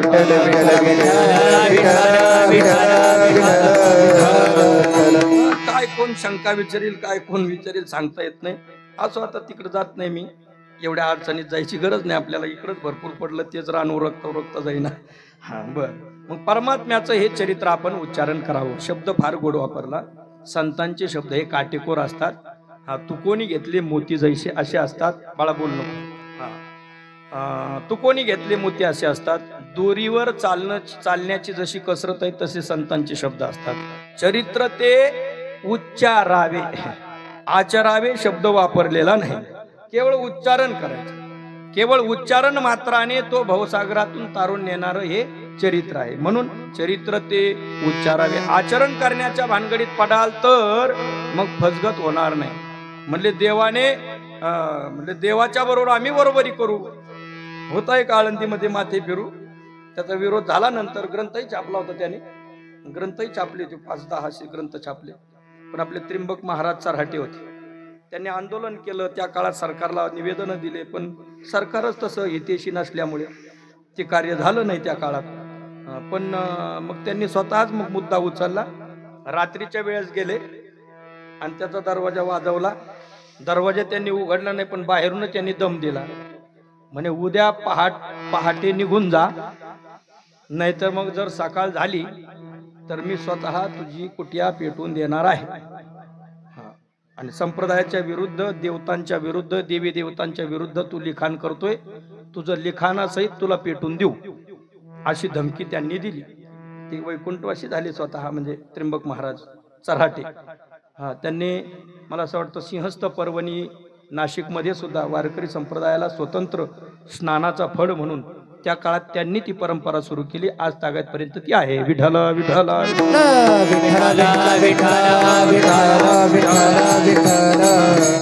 त्या माथी फिरूंना यांची धमकी मिळाल्या म्हणून रात्रीतून ते गायब झाले. पण त्यांनी सांगितलं त्यांनी काही ग्रंथामध्ये सांगितलं की देवाचं चरित्र अमकपर्यंत काही नाही, तो एक मनुष्यच होता, सामान्यच होता वगैरे वगैरे वगैरे. ते नाही बोलू आठवते कसे करतात ते त्या अडचणीत जायचं असो. म्हणजे देवाबरोबर बरोबरी करण्याचा प्रयत्न. अरे देवाने करंगळीवरती पर्वत उचलला, आपण जर खताची गोणी घेऊन गेलो तर हापू हापू करतो, कशाला नादी लागला? एक गमिलं खत घेतलं, दुसऱ्या सरीतून तिसऱ्या सरीत जाईपर्यंत कशाला नादी लागायचं? देवाने करी गिरी धरोनी उमानिली महेंद्र महिमा. करा नुसते कर नाही, हाताने नाही, तर तिथं तर गिरी गोवर्धन येणे उचलला.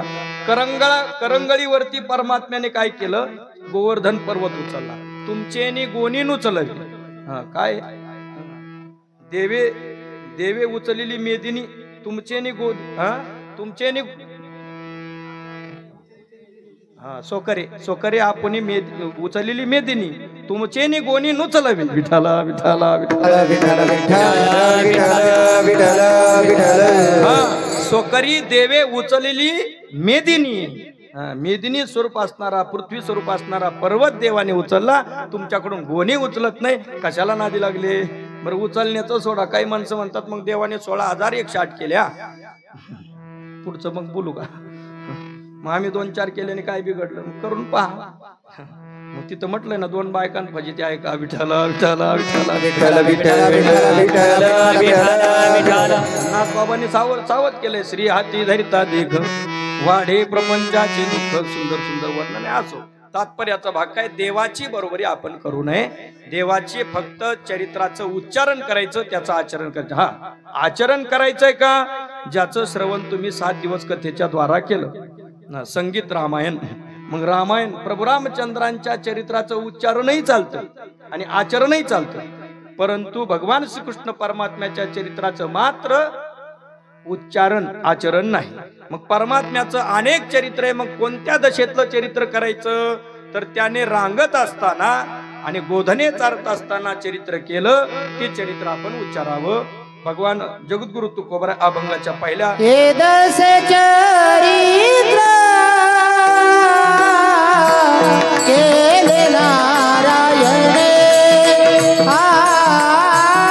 हे दश चरित्र केले नारायणे.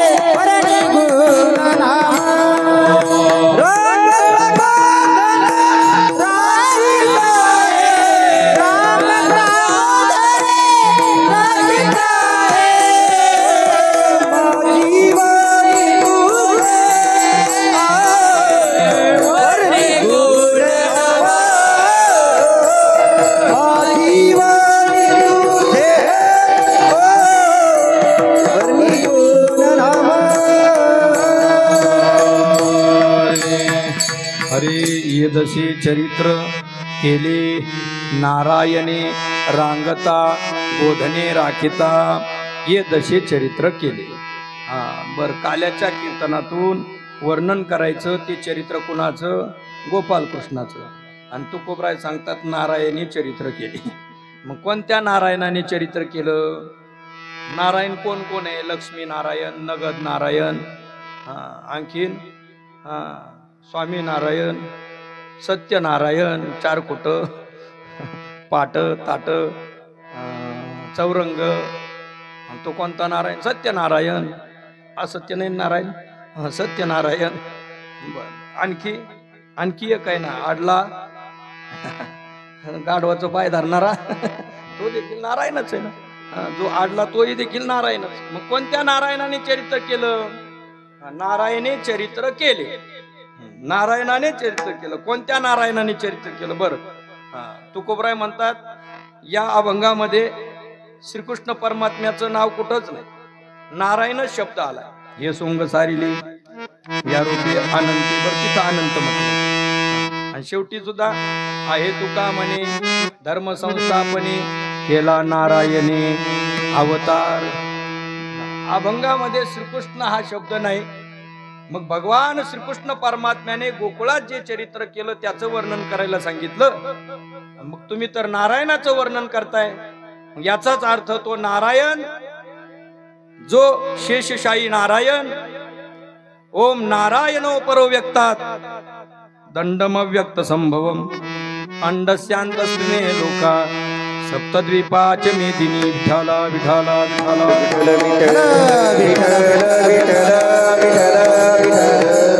श्रीमद भगवत गीता भाष्य आरंभ करत असताना शंकराचार्यांनी मंगल म्हणून जो श्लोक वापरला तो श्लोक म्हणजे ओम नारायणो परो व्यक्तात.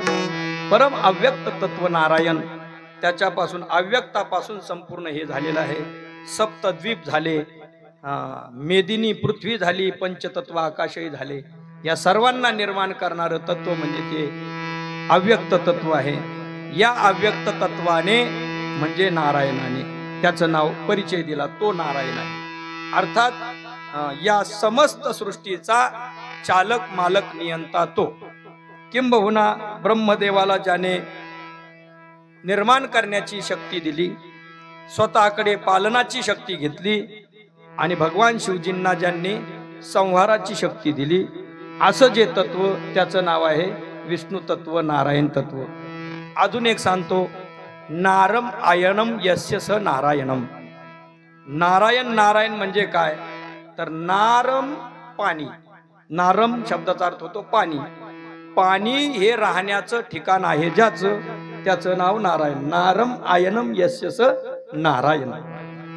पाणी हे ठिकाण आहे राहण्याचं ज्याचं, असा तो नारायण. मग नारायण पाण्यामध्ये राहतो, शेषावरती झोपलेला असतो, तो नारायण. आणखी सांगू का, नारम वैकुंठवासी आदरणीय वेदांताचार्य तुकाराम महाराज शास्त्रीजी असा विग्रह करायचे. त्यामुळे नारम अंतःकरणम, अंतःकरणम आयनम यस्य स नारायणम. अर्थात प्रत्येकाच्या अंतःकरणामध्ये राहणारं जे तत्व त्याचं नाव नारायण आहे. या प्रत्येकाच्या अंतःकरणामध्ये जो राहतो ते अंतःकरण, अंतःकरण म्हणजे नार, आणि त्यामध्ये राहण्याचं ठिकाण ज्याचं असा नारायण परमात्मा. त्या नारायणानेच श्रीकृष्ण या रूपाने अवतार घेतलेला आहे.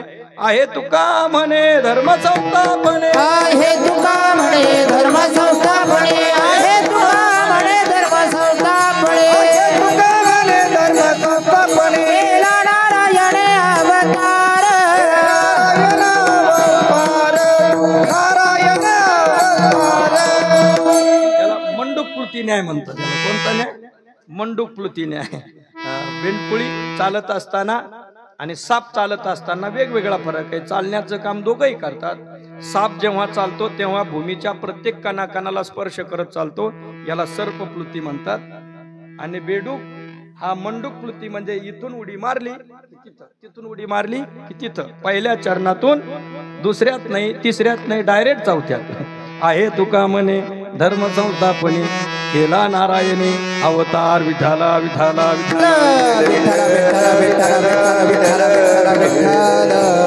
मंडूककृती न्यायाने तुकोबराय त्या नारायणाचा परिचय करून देतात. बाबांनो, या दशेमध्ये चरित्र करणारा जो नारायण त्याने धर्माची संस्थापना करण्याकरता अवतार घेतलेला आहे. आहे तुका म्हणे धर्म संस्थापने केला नारायणे अवतार. त्याचा अन्वय कसा करायचा? तुका म्हणे नारायणे अवतार धर्म संस्थापने करता केला आहे. धर्म संस्थापने करता आहे तुका म्हणे, आहे आहे शब्द शेवटी टाकायचा. तुका म्हणे धर्म संस्थापने नारायणे अवतार केला आहे. विठ्ठला विठ्ठला विठ्ठला विठ्ठल विठ्ठल विठ्ठल विठ्ठल विठ्ठल.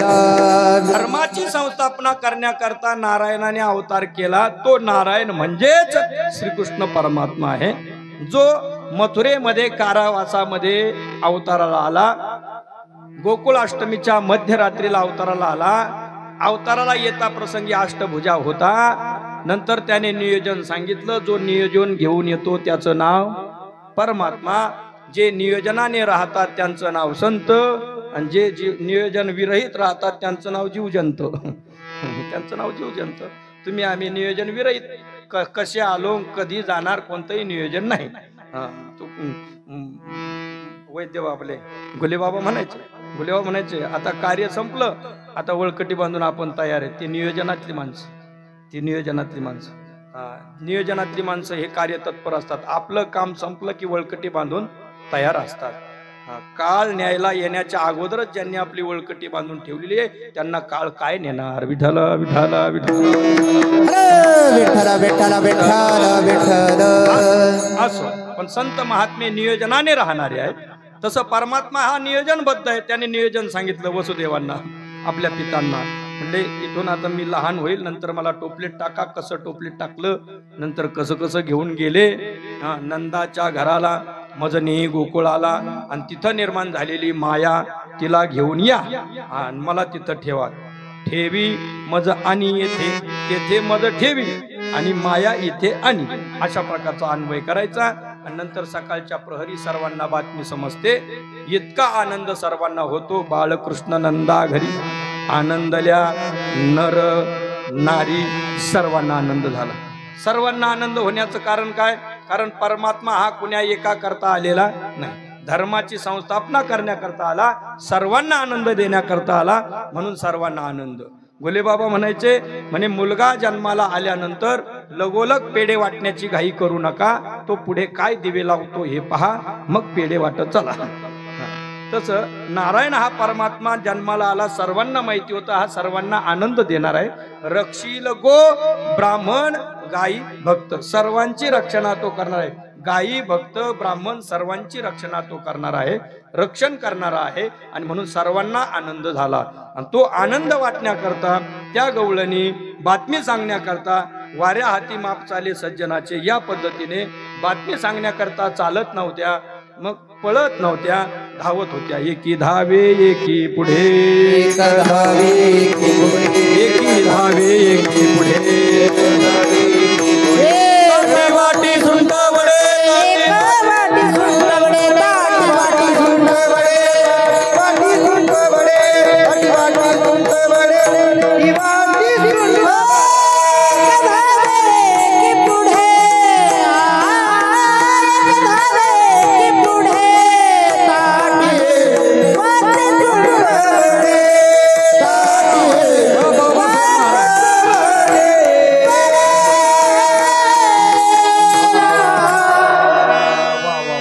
करता टाळ्या झाल्या पाहिजे.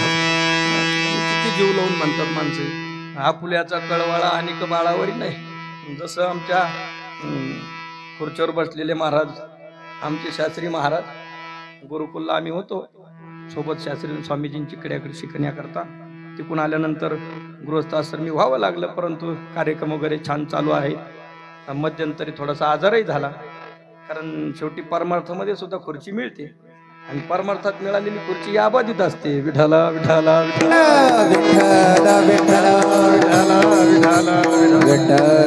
त्यांच्या कीर्तनामध्ये सहवास नेहमी आहे, म्हणण्याची प्रॅक्टिस आहे. सुंदर आवाज भगवंताने दिलेला आहे. बाबासाहेब महाराज सुंदर चाल दिली.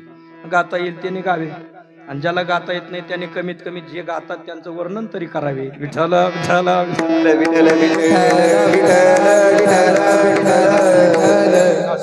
तर हा आनंद आहे. ताटी वाटी सुंटवडे, ताटामध्ये घेऊन सुंटवडा घेऊन वाटत त्या जायच्या, आणि परमात्म्याचा अवतार झाल्याची बातमी त्या सांगायच्या. बाळकृष्ण नंदा घरी मग गुडिया तोरणे करती कथा, कथाही केली, गाती गाणे गाऊ लागल्या, पाळणे म्हणू लागल्या. जो आनंद उत्सव साजरा करायचा तो करू लागल्या, कारण सर्वांना आनंद झाला. बर, परमात्मा हळूहळू मोठे होऊ लागले. मोठं होऊ लागल्यानंतर देवाची पहिली जी चरित्राचा आरंभ आहे पहिला, तो म्हणजे कोणता? पाहिलिया वेद लावी बैसे जीवी जडोनी. त्यांना ज्यांनी पाहिलं, देवाला ज्यांनी पाहिलं, भगवंतांना ज्यांनी पाहिलं, एकदा की त्याला पाहिलं की त्याच्या मनामध्ये तो घर करून बसायचा. तेने वेदिले मना तेने वेदिले मना ओ तेने वेदिले मना तेने वेदिले मना पाहिला पाहिला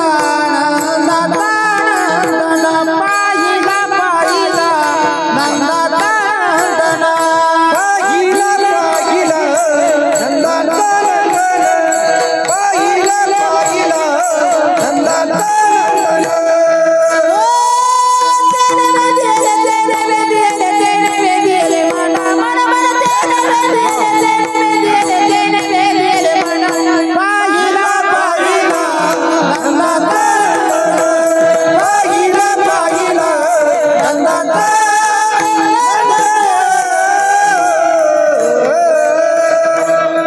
पाहिला का नाही पाहिला? तुम्हाला दिसला नाही का? पाहिला पाहिला नंदाचा नंदन, नंद बाबाचा नंदन म्हणजे मुलगा पाहिला. आणि मग तेने वेद येले तेने वेद येले तेने वेद येले म्हणा पाहिलिया वेद लावी बैसे जीवी जडोनी. त्याला की एकदा पाहिलं की मग तो पाहतच राहावा असं त्यांना वाटायचं. एक गवळण दही दूध तूप लोणी विकण्याकरता निघाली. मथुरेला जायचं ठरलं, रस्ता दुसरा, पण जाता जाता वाकडी वाट करून नंद बाबाच्या अंगणामध्ये खेळणारा तो सुंदर परमात्मा पाहावा मग जावं असं तिला वाटलं. म्हणून जाता जाता गेली, पाहिलं, तो जीवा मनामध्ये ऋतून बसला. आणि तिथं मथुरेत गेल्यानंतर मथुरेतल्या लोकांना दही घ्या, तूप घ्या, लोणी घ्या असं न म्हणता ती काय म्हणू लागली माहितीये? गोविंद घ्या दामोदर घ्या, गोविंद घ्या दामोदर घ्या, गोविंद घ्या दामोदर घ्या, गोविंद घ्या तब तब मधुरेचा तब तब मधुरेचा गोविंद घ्या दामोदर गोविंद घ्या दामोदर घ्या. गोविंद घ्या कोणी दामोदर घ्या घ्या, दही घ्या तूप घ्या लोणी घ्या असं न म्हणता ती म्हणू लागली गोविंद घ्या. तव तव हसती मथुरेच्या गे, मथुरेच्या बाकीच्या असणाऱ्या महिला मंडळी तिला हसू लागल्या.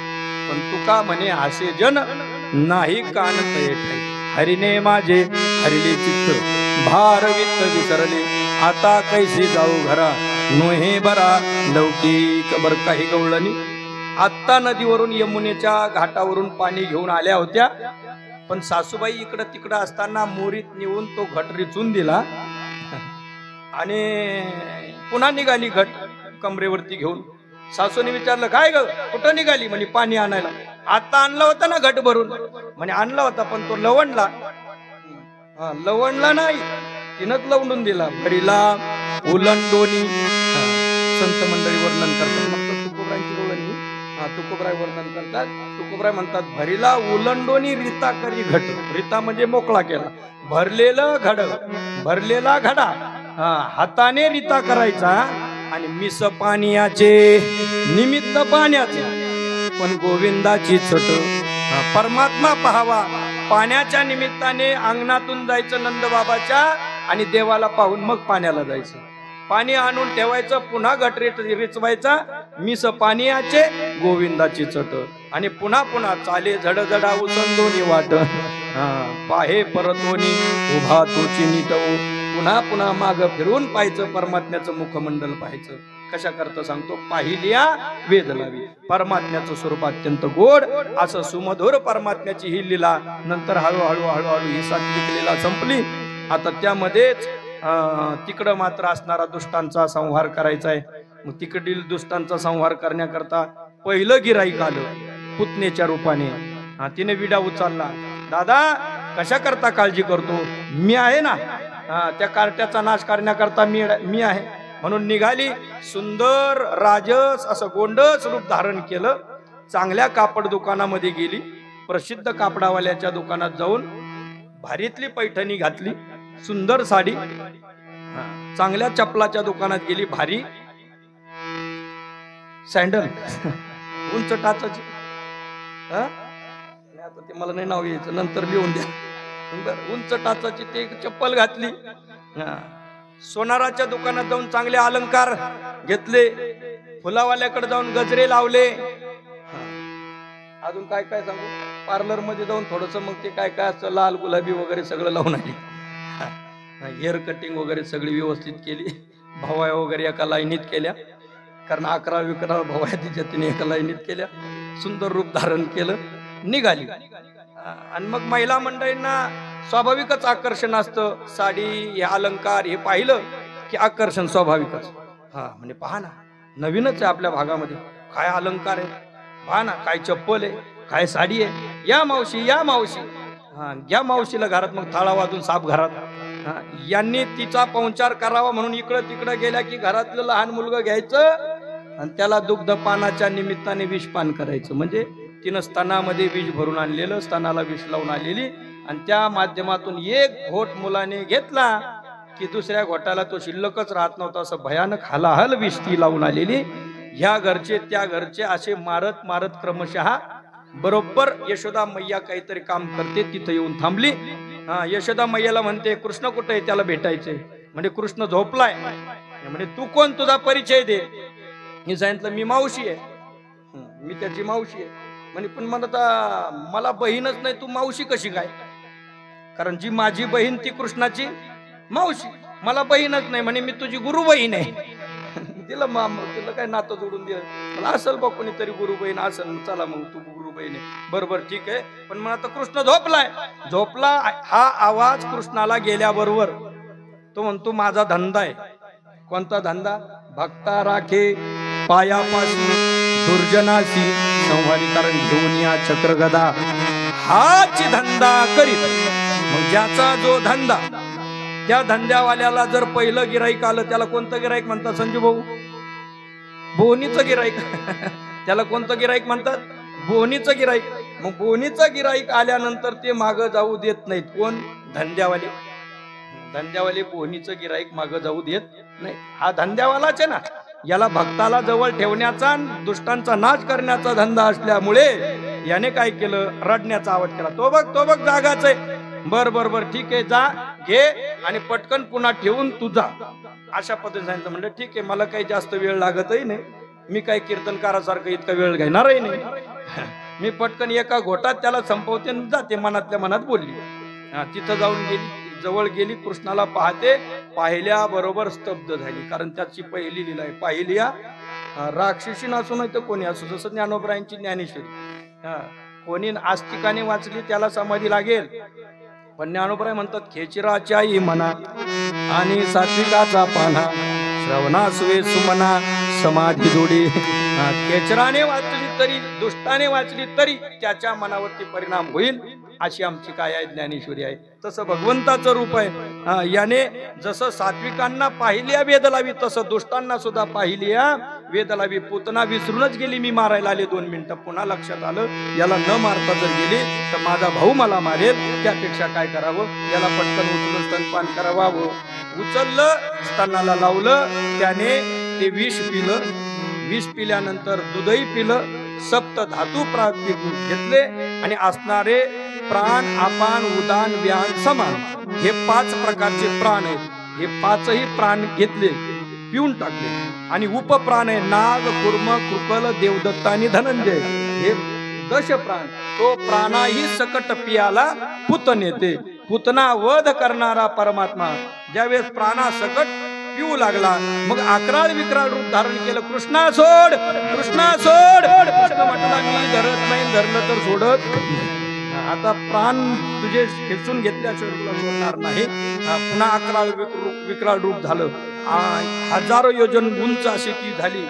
परमात्मा आहेत. सर्वांना भीती वाटू लागली. आता काय होईल अशामध्ये परमात्म्याने तिचे संपूर्ण प्राण खेचून घेतले. आता गतप्राण झाली. शरीर पडल्याबरोबर तिच्या अंगाखाली कितीतरी झाडं झुडपं छोटे मोठे प्राणी चिरडून मेले.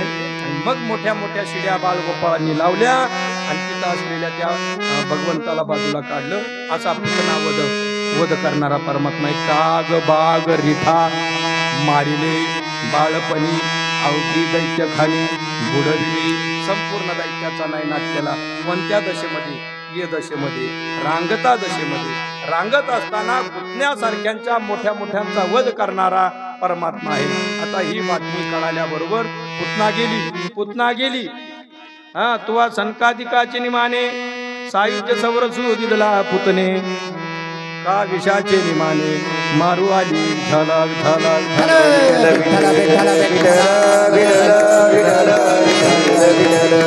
पुतने प्राणाई सकट प्यारा पुतने तिथे सांगा ना. बर ठीक आहे. पण त्या अनुषंगाने दुसरी कोणाला सांगितले ना. कारण माऊलीचं हे श्रीमंत असणारं वाङ्मय आहे. हे नाही तर ते नाही तर ते. बर कोणतं तरी आठवतं. ही माऊलींची कृपा आहे. विठाला विठाला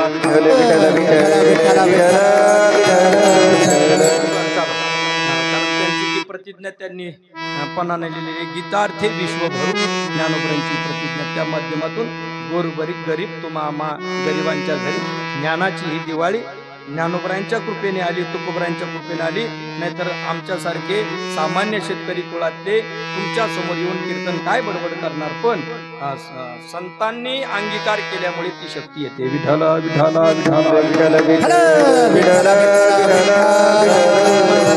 बाळपणामध्येच एवढ्या दैत्यांचा नायनाट करणारा नेमकं कोण? पुन्हा सभा भरली. आता काय करायचं? सभेमध्ये महामळ भट त्याने विडा उचलला. तिथं ठरलं म्हणजे पण पुतना गेली कशाने? कोरोनाची लाट होती का काही कळेना. नेमकं कशाने गेली? म्हणजे हृदय विकाराच्या झटक्याने गेली, अटॅक आला असेल, गेली असं त्यांनी ग्रह केला. मग त्याने विडा उचलला. म्हणजे आता पुतनेने त्याला स्पर्श करण्याचा प्रयत्न केला, पण मी काही तसा करणार नाही, मी काट्याने काटा काढणार. मग तोही गेला दुकानामध्ये कपड्यावाल्या. त्याने धोतर घेतलं चांगलं चटई काठाचं जाड रुंद असं. तुमचं नाही, तुमच्यापेक्षा रुंद धोतर असं काठाचं रुंद काठ. पुन्हा पानसारेच्या दुकानात जाऊन तिथून जानवं मागितलं. जानवं द्या. बरं जानवं त्यांनी अगोदर बारीक दिली. हे असं नाही, चांगलं द्या म्हणे, असं जाडीचं सोलीच्या सारखं असं जाड सोल, 3 पदरी सोल केली, त्याला गाठण मारली आणि मग ते जानवं घातलं. ओम यज्ञोपवितम परमं पवित्रम प्रजापतिर्य सहजम पुरस्तात आयुष्यमग्र्यम प्रतिमुंच शुभ्रम यज्ञोपवितम बलमस्तु तेज. जानवं. पुन्हा गंगावनाच्या दुकानात गेला. कुठं भेटतं ते? गंगावनच असताना लांब केस. तुम्ही सांगत ना थोडं ते लांब केसाच्या दुकानात. तिथं जाऊन मग त्याने ते गंगावन घेतलं. कायसाठी? शेंडी अशी जोडून लांब केली. छोट्या शेंडीत त्याला वाटलं भागणार नाही, आपण डुप्लिकेट ब्राह्मण, आपल्याला डुप्लिकेट ब्राह्मणाचं रूप धरायचंय. त्रिपुंड लावला, सगळीकडे भस्म लावला, धोतर नेसला, जानवं बगलामध्ये पोथी घेतली, उलटी धरली का सोयीची त्याला माहितीच नाही, धरायची म्हणून धरली. भविष्य बघणार आणि भविष्य बघणार म्हटलं की सगळ्यांना उत्सुकता. घरात जर कोणी नसेल आणि भविष्य पाहणारा जर आला तर पायली दीड पायली घेऊन गेल्याशिवाय तो सोडत नाही. म्हणून भविष्य पाहणारे ते पाहायचे.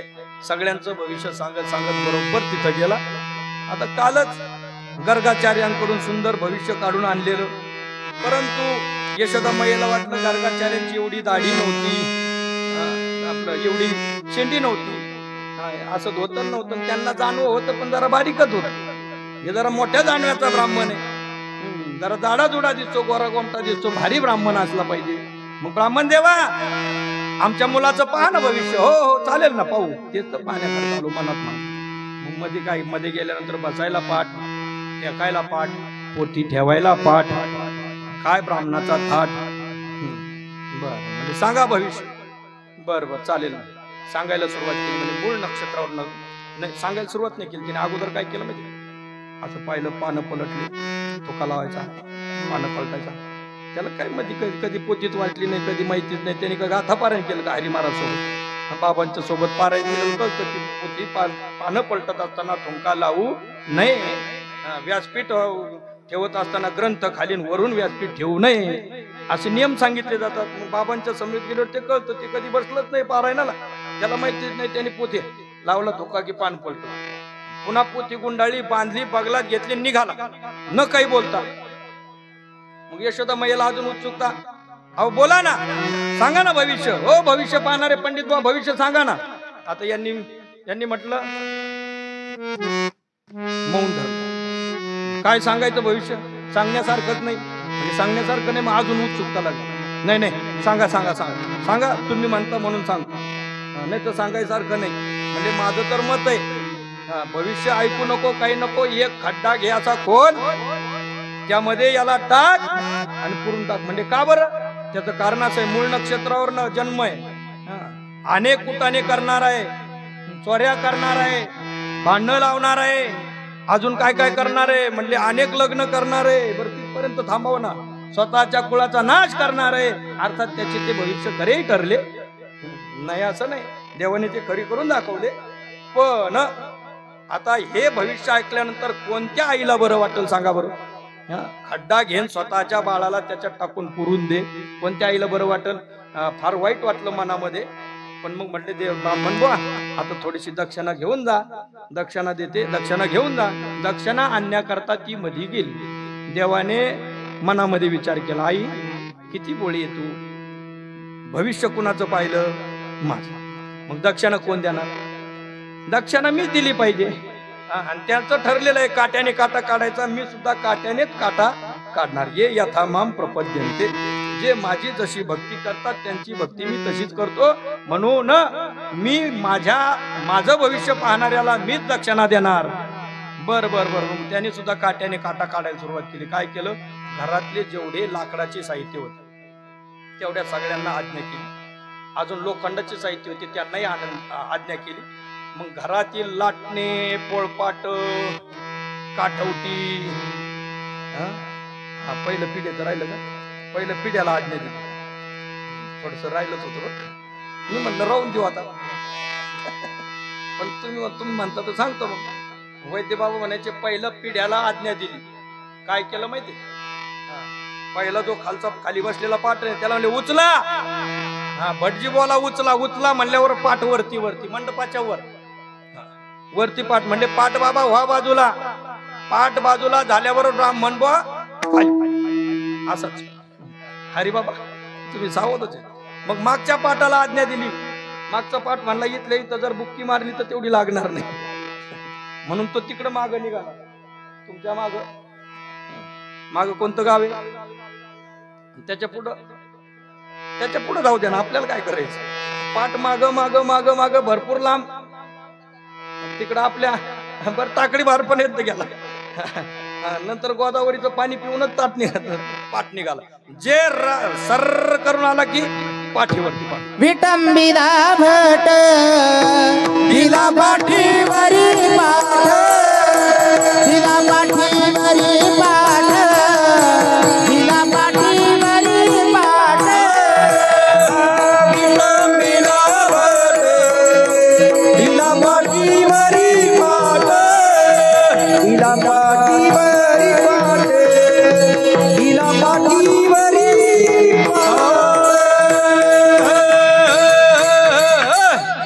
पाठीवर पाठ दिला. तोंड फुटलं. त्या पुढच्या पाठावर पडल्यावर मागच्या पाठाने पुन्हा दणका, पुढच्या पाठाने पुन्हा दणका दिला. तोपर्यंत घरातल्यांना आज्ञा दिली.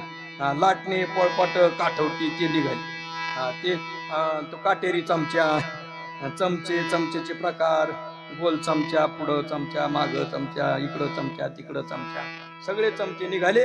काटेरी चमच्यात असा बुंग बुंग बुंग बुंग बुंग बुंग बुंग चटकन लागायचा.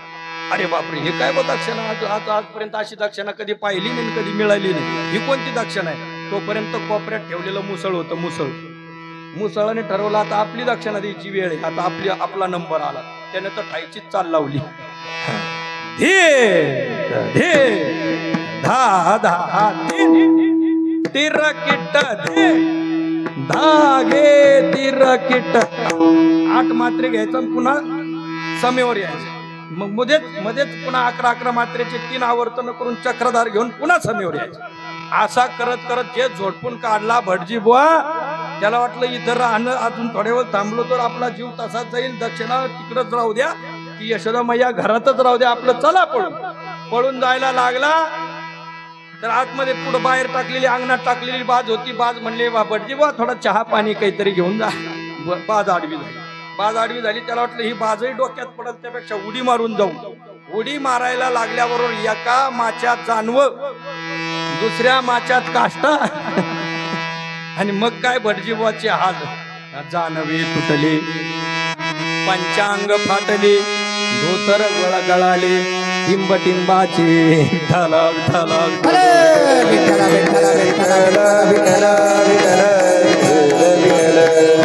अशा पद्धतीने परमात्म्याने काय केलं. अगदी बालपणाच्याच प्रथम दशेच्या पहाटे माझी कंसायसी आचाटे, महाधेंडे अवचटे लीलाची नाशली. हे दशे चरित्र केले नारायण. या दशेमध्ये नारायणाने हे चरित्र केलं. पुढे त्याने हे संसारलं आणि मग फड्या केल्या. फड्या करून गवळणी त्रस्त झाल्या. सगळ्या गवळणी यशोदा मैयाच्या अंगणात आल्या. उद्या तू रानात जा असं सांगितलं. उद्या जाई राणा सवे घेऊन गोधना, आणि गोधने घेऊन चारण्याकरता गेला. गायी चारायला सोडल्या. मोकळ्या वेळेमध्ये खेळ खेळायचे, उतू तुतू वगैरे वगैरे खेळ खेळायचे.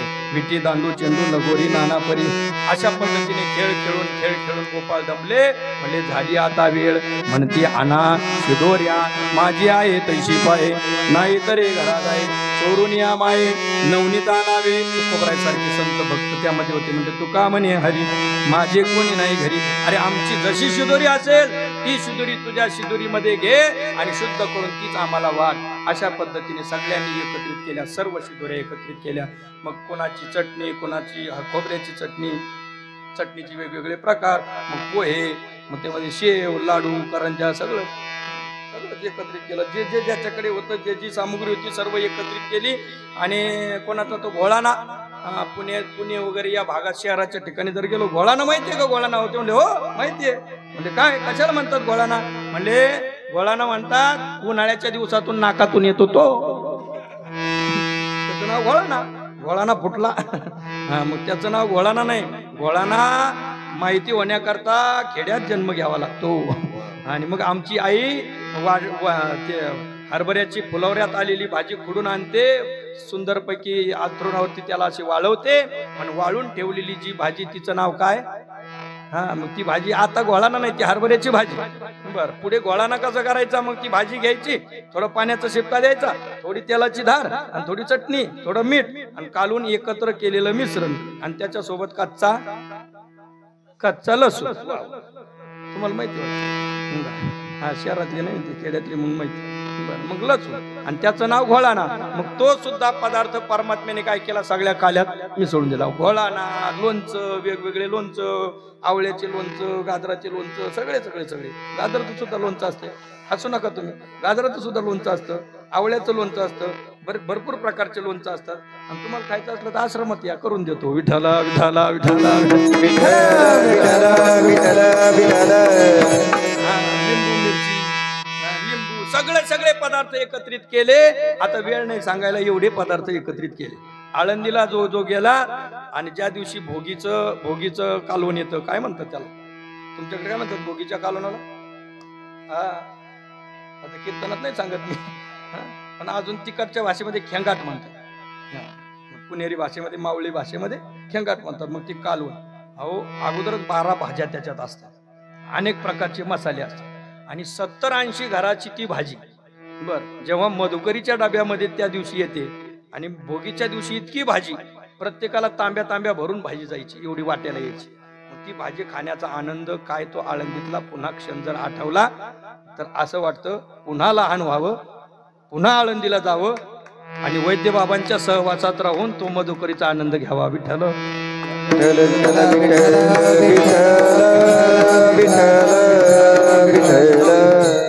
आनंदाच्या प्रसंगी करून एकत्रित जायला नको. तात्पर्याचा भाव काय? की सर्व पदार्थ भगवंताने एकत्रित केले, सर्वांना असं गोलाकार बसवलं, चापचट चॅप्टर गिरायक थोडेसे असे गावाच्या बाहेरच तिकडे ठेवले, म्हणजे त्यांना नको यायला. पण गोर गरीब जे जे भोळे भाबडे सगळे भक्ताशी जवळजवळ घेतले. परमात्मा मध्यभागी उभे आहेत. त्याचं सुंदर वर्णन शुकाचार्यांनी भागवतामध्ये केलेलं आहे. बिभ्रद वेणुम जठर पटयो शृंगवेत्रे च कक्षी वामे पानो मश्रुन कवलम तत्फलान्यंगुलीषु तिष्ठन मध्ये स्वपरिसुहृदो हासयन् नर्मभिस्वैः स्वर्गे लोके मिषति बुभुजे यज्ञभुक् बालकेली. सर्वांनी हात वरती घ्या. पुंडलीक वरदा हरिविठ्ठल श्री ज्ञानदेव तुकाराम पंढरीनाथ भगवान की जय. गोपाल कृष्ण भगवान माऊली ज्ञानेश्वर महाराज की जय. शांती ब्रह्म एकनाथ महाराज की जय. जगद्गुरु तुकाराम महाराज की जय. महाराज की जय. धर्म की जय हो. अधर्म का नाश हो. प्राणियों में सद्भावना हो. विश्व का कल्याण हो. नमः पार्वती पते. हर हर महादेव. रघुमाई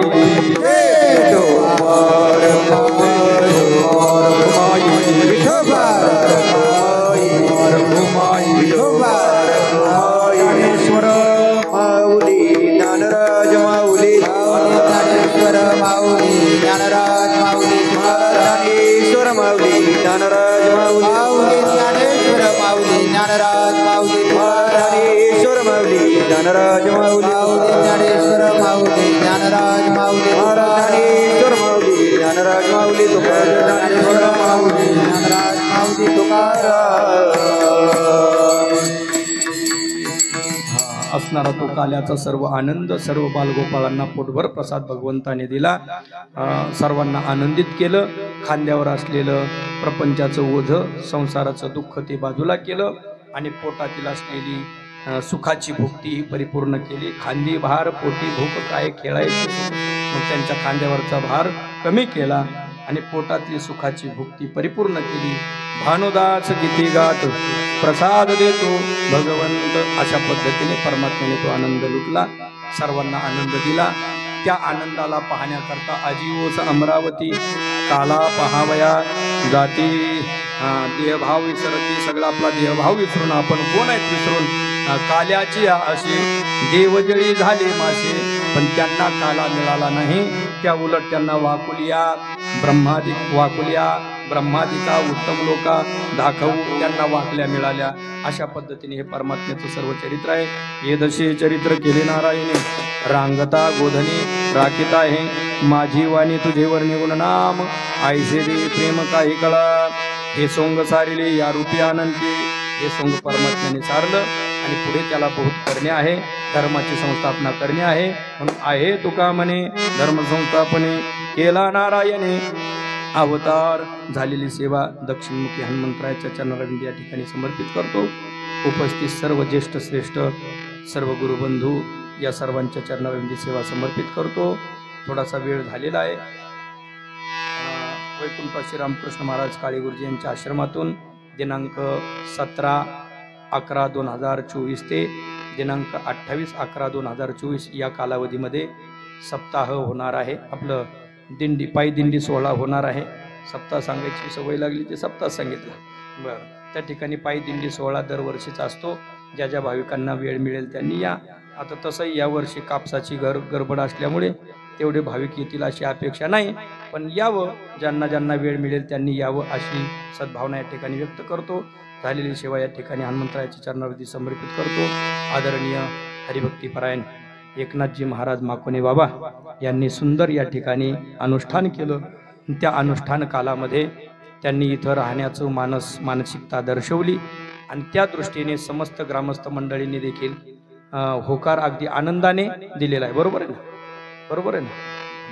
तर मग आदरणीय महाराजांनी सुद्धा उभं राहून इथं राहण्याची जी परवानगी गावकऱ्यांनी दिली किंवा ग्रामस्थ मंडळींनी जी इच्छा व्यक्त केली त्याकरता आपण दिलेली सहमती, त्या दृष्टीने सर्वांच्या समोर एकदा मोठ्याने आपण किंवा माईकमधूनही 2 शब्दामध्ये सांगितलं तरी चालेल है ना. ज्ञानदेव तुकाराम करून घेऊ. त्यानंतर आदरणीय योगेशजी महाराज सुद्धा बोलतील आणि सर्वांच्या समवेत मग त्या दृष्टीने एक सत्कार म्हणून समस्त ग्रामस्थांच्या वतीने आदरणीय महाराजांचा आपण करूया. कारण समस्त ग्रामस्थ तिळापूरकर मंडळी, वांजुळपोईकर मंडळी या ठिकाणी उपस्थित आहेत. पंचक्रोशीतील आणखी भक्त मंडळी उपस्थित आहेत. मग सर्वांच्या साक्षीने दक्षिणमुखी हनुमान मंदिराची संपूर्ण पूजा वगैरे इथलं अनुष्ठान संपूर्ण जबाबदारी आदरणीय महाराजांकडे आपण देत आहोत.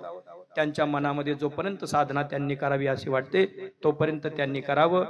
आणि त्यांनी यावत जन्म जरी साधना केली तरी देखील तिळापूरकर ग्रामस्थ कमी पडतील, मागे हटतील असं मला वाटत नाही.